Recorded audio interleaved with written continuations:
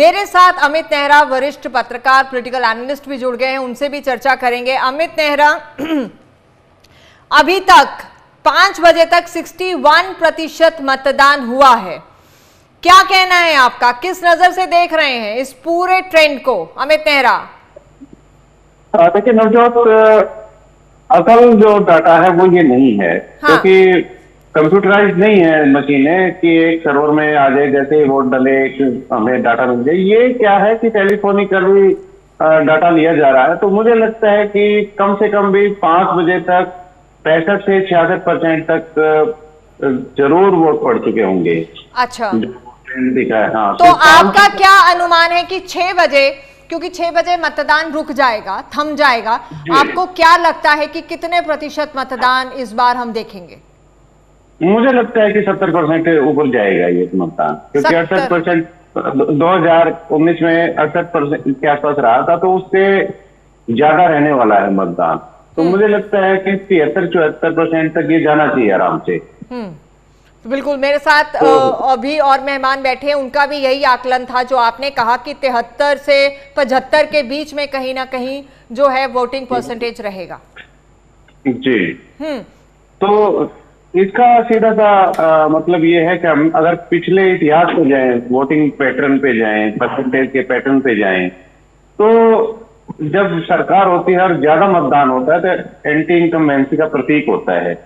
और इसका मतलब ये है कि जो विपक्षी पार्टी है उसको फायदा हो रहा है। और इसमें एक चीज और भी है, आप देखेंगे, जो मैंने अभी 5 बजे तक के डाटा का थोड़ा बहुत एनालिसिस किया, तो शहरी क्षेत्रों में वोटिंग परसेंटेज कम है और ग्रामीण क्षेत्रों में वोटिंग परसेंट बहुत ज्यादा है। बिल्कुल, सुबह से हम यही चर्चा कर रहे हैं जी। तो उसका सीधा सीधा असर ये है कि बीजेपी का जो जनाधार है फिलहाल वो शहरों में ज्यादा है, ग्रामीण अंचल में कम है। तो उसका सीधा सीधा नुकसान बीजेपी को होता दिखाई दे रहा है और उसका फायदा कांग्रेस को होता हुआ दिखाई दे रहा है। अच्छा, एक इंटरेस्टिंग फैक्टर जो मैं देख रही हूँ, मेवात में 68% जो डेटा अभी तक अवेलेबल है, मेवात में बहुत अच्छी वोटिंग हुई है, यमुनानगर में बहुत अच्छी वोटिंग हुई है, इसको किस तरह से देख रहे हैं आप? पलवल में बहुत अच्छी वोटिंग परसेंटेज दिख रही है। हाँ, ये थोड़ा सा हैरत अंगेज है। मेवात में तो हमेशा ट्रेंड रहा है अच्छी वोटिंग, बम्पर वोटिंग करने का। हाँ। लेकिन इसके साथ साथ एक जो जहाँ पे सबसे ज्यादा वोटिंग का एरिया रहा है वो सिरसा रहा है। आपको ध्यान होगा 2000 अभी सिरसा में इस बार अमित नेहरा कम दिख रहा है और जींद में बहुत ज्यादा है वोटिंग। मैं हैरान हूँ। वही हाँ। सिरसा में अब की बार वोटिंग कम रही है, तो उसके कारण समझने होंगे कि वोटिंग कम क्यों रही है। 2019 में तो वहां पे 90% से ज्यादा हुई थी लगभग सभी क्षेत्रों में, इतनी बम्पर वोटिंग की थी लोगों ने।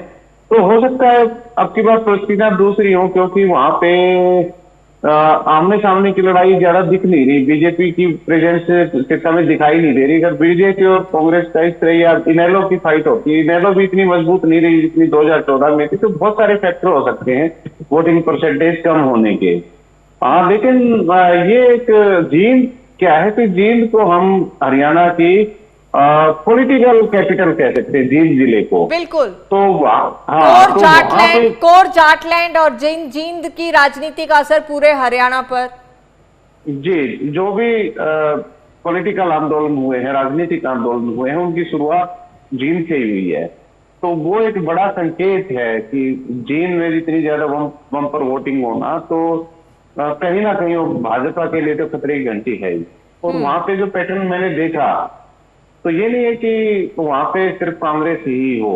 वो नरवाना जो सीट है वहां से इनेलो बड़ी अच्छी, मैं तो कहूँगा सबसे मजबूत स्थिति में है जींद जिले में, और वो जीतने की स्थिति में भी है नरवाना सीट। और खुद जो उचाना क्षेत्र है, हाँ, जहाँ से दुष्यंत चौटाला और वीरेंद्र सिंह आमने सामने हैं, वो देखो सीट फंसी हुई है। उसमें लोगों को ये लग रहा होगा जो वहां गए नहीं है या ज्यादा समझ नहीं है कि मुकाबला शायद जेजेपी वर्सेस कांग्रेस हो या वहां पे। हाँ, इंडिपेंडेंट थोड़ा भारी पड़ रहा है। वीरेंद्र घोगड़िया वो मुकाबले में है, वो किसका गणित बनाएगा, किसका बिगाड़ेगा, वो देख होगी। बिल्कुल आपने सही कहा, क्योंकि उचाना में मैं खुद गई हूँ एंड ग्राउंड पे जाके मैंने वहां जितने भी लोगों से बात की, आपकी बात सही है, त्रिकोणीय मुकाबला है। जी जी। हाँ, तो और वो बड़ा उसको टफ। जी। और सबसे बड़ी बात यह है कि जेजेपी मुकाबले से बाहर है। त्रिकोणीय मुकाबला होते हुए भी हाँ, जेजेपी वहां बिल्कुल मुकाबले में है ही नहीं। बिल्कुल बिल्कुल नहीं है। अच्छा, जुलाना का जी। आपके पास क्या फीडबैक आ रहा है? जुलाना विनेश फोगाट चुनावी मैदान में है वहां से। जुलाना में विनेश जीत रही है। विनेश के फेवर में हवा है। लगभग सारे जुलाना में जीत के निकलेगी।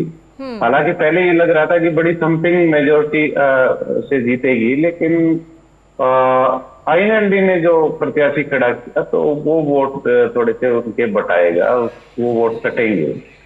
नहीं तो अगर इनेलो अपना उम्मीदवार वापस ले लेती, जैसे बलराज कुंडू ने वहां पे एक भावनात्मक कार्ड खेला, अपने वाइफ को हटा लिया मुकाबले से कि हम सम्मान करते हैं खिलाड़ियों का, खासकर विनेश का, तो मैं जनहित के लिए और खिलाड़ियों की भलाई के लिए अपनी वाइफ को हटा रहा हूं। अगर यही घोषणा इनेलो सुप्रीमो कर देते अभय सिंह चौटाला, तो इनकी पार्टी बाकी जगह और ज्यादा मजबूत होती है और अच्छा, वहां पे विनेश। यमुनानगर में भी हमने देखा कि काफी वोटिंग हो रही है। जी। हाँ।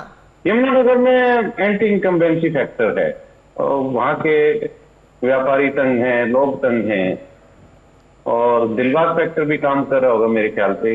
उनको भी काफी पिछली कुरुक्षेत्र बार। और करनाल को आप किस तरह से देख रहे हैं? आपके पास क्या फीडबैक है करनाल एंड कुरुक्षेत्र को लेकर, अमित नेहरा? कुरुक्षेत्र में काफी हद तक कांग्रेस का माहौल है। सुभाष सुधा है वो, मामला कमजोर है उनका। अशोक अरोड़ा उन पे हैवी पड़ रहे हैं। और इधर अभी लाडवा में भी। अभी अभी जो वोटिंग ट्रेंड्स चल रहे हैं लाडवा को लेकर आपका क्या अपडेट आ रहा है? लाडवा में कुर्सी खतरे में है। नायर सिंह सैनी की बहुत टफ मुकाबला है। लोग बाग मुखर हैं विरोध में। अमूमन इस तरह का होता नहीं, जो सीएम बन जाता है तो उसका सार्वजनिक रूप से विरोध नहीं होता। तो वहां पे बहुत विरोध है। वो कह रहे हैं कि इंद्री में बाईपास बनना था, वो बाईपास नहीं बनने दिया। सीएम बनने के बाद ये यहाँ पे आए नहीं, तो तमाम तरह के इस तरह के मुद्दे जो है वो सड़कों पे सुनाई दे रहे हैं। तो इसका अच्छा, मतलब ये है कि क्योंकि आप गुड़गांव में बैठे हुए हैं, तो इसलिए मेरा आपसे ये सवाल जरूर बनता है कि गुड़गांव में इतनी कम वोटिंग प्रतिशत क्यों दिख रहा है? गुड़गांव में कुछ चीजें हुई हैं, बीजेपी से गड़बड़ हुई है। जैसे शहर की बात कर लें तो नवीन गोयल जो थे वो एक स्ट्रॉन्ग कंटेंडर थे बीजेपी में। पिछले 6-7 साल से लगे हुए थे काम करने में, लोगों की काम को करवाने में, और वो बड़े अच्छे प्रत्याशी होते हैं। अगर तो बीजेपी उनको वोट टिकट दे देती, वो ट्रेवल होके बागी होके वो निर्दलीय भर दिया। तो यानी भीतर घात बहुत सारी जगह पर हो रहा है या हुआ है? जी, अब मसला क्या है, गुड़गांव शहर की बात की जाए तो बहुत सारे लोग ऐसे हैं जो वोट देना चाहते हैं नवीन गोयल को, लेकिन वो बीजेपी से नहीं है तो वो पीछे हिचक रहे हैं। तो वो इस तरह का है कि ना ही दें, क्योंकि बीजेपी को तो वोट देना नहीं चाह रहे हो, क्योंकि नवीन गोयल को वोट देना चाह रहे। नवीन गोयल को वोट देना है तो बीजेपी को नुकसान होगा। तो इस तरह के असमंजस की स्थिति में है लोग। चलिए, अमित नेहरा बने रहिए। वक्त